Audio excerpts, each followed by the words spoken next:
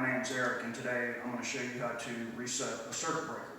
So if we go into this bedroom here, you'll see that we have no power, no lights, no ceiling fan.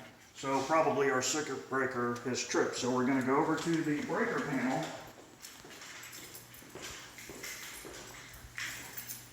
And these are usually found in the laundry room. You can sometimes find them in one of the bedrooms.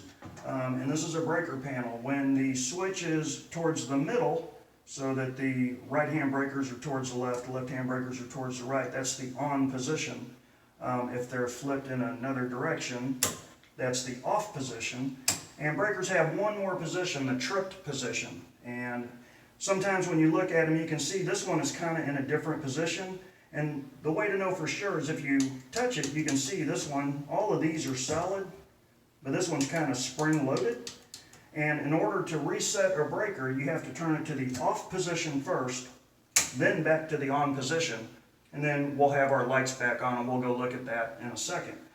Very important, if you ever have a tripped breaker and you reset it and it pops immediately again, or it only lasts 5 or 10 seconds, stop at that point and call maintenance because that could indicate a dangerous situation. If you reset it, everything seems fine and it holds, then you're in good shape.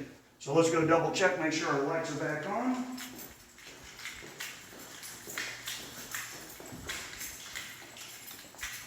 And there we go.